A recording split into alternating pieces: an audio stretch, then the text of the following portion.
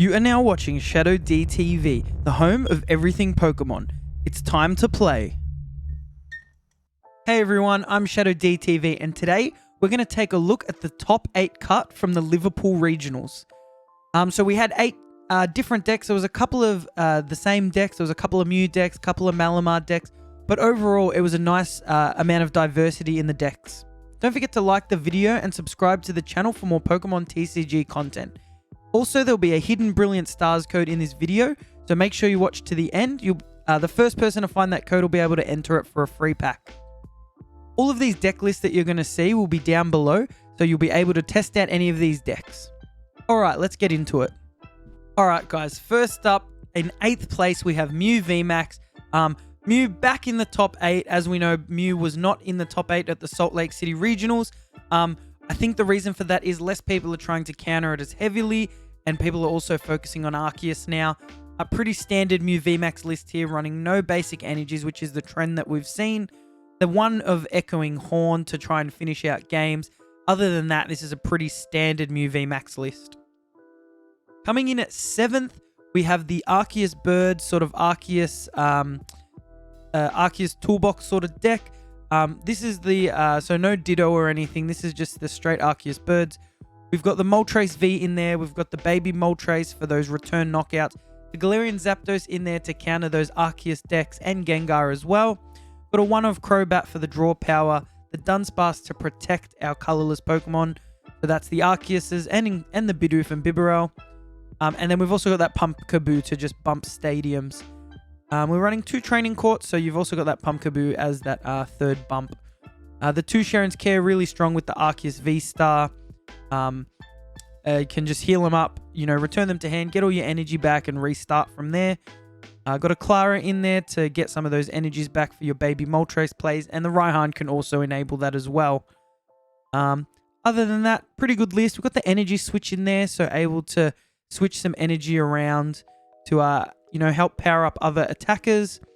But yeah, all in all, pretty cool list. Couple of capture energies in there as well.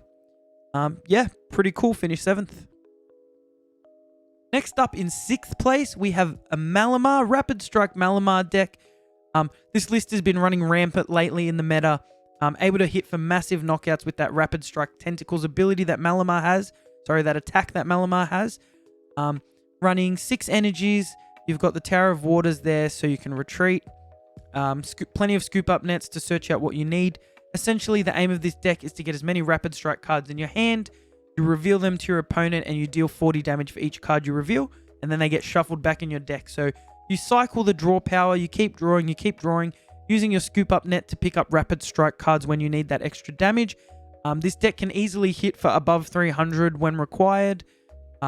Of course, there's a lot of moving parts, so not the easiest deck to play, but 6th place, able to get it done. In 5th place, a deck that we haven't seen is the ZOROARK Control. Really, really cool deck list. So for those of you who don't know what this does, ZOROARK's ability allows it to swap itself with any stage 1 Pokemon. So you'll find a lot of one-of stage 1 Pokemon in here without their basic Pokemon. So Galarian Weezing, we've got the Yveltal in there. And we've also got other Pokemon that are being used to evolve. So look, you've got the Dusclops there, so you can get that out, then evolve it into Dusknoir.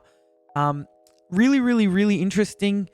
But basically, it's a control deck, so you're using cards like Dusknoir, which can stop all the energies and turns them into colorless. So that can disable a lot of decks.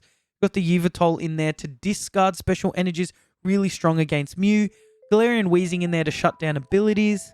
Snorlax in there for its Gourmandize ability to draw cards. Altaria's ability, it can't take damage from Pokemon V, which is pretty good. It's a good way to stall a little bit. You've got the Gorbis in there as well, which your opponent... Hang on, what does Gorbis do? Your opponent's Rapid Strike Pokemon in play have no abilities. That's right. So that's really, really cool. Manaphy in there to stop the bench damage. Really, really interesting deck. You're getting the ZOROARK out. You're getting the pieces you need to just shut down your opponent. And then you can also see that in the supporters. We've got Flannery to discard energy. We've got Crushing Hammers to discard energy. Yeah, so it's just not a way that we've seen Pokemon played in a while, but it is really cool with all the V decks running around, all the special energies running around at the moment in the meta. This deck was able to shut a lot of them down, finishing in 5th place. Next up in 4th, we have a ARCEUS CROBAT VMAX deck. Obviously, this deck was kind of being a closed deck list format for a regional, kind of betting on the CROBAT V going down, getting those draw, and people not anticipating that CROBAT VMAX. CROBAT VMAX comes out the next turn. You've got that. You've got an attack there, 3 energy, and you're knocking out Mew VMAXs. So hitting that weakness. CROBAT V's played in a lot of decks. CROBAT VMAX is not. So I think that was a great choice, as people weren't going to be too worried about that CROBAT V. You've got the Baby Moltres in there again for the counters. ARCEUS V-Star, of course, and that Inteleon engine to get the pieces that you need. Also running the Dunsparce here for that weakness. So, you can use your ARCEUS V-Star for attacks.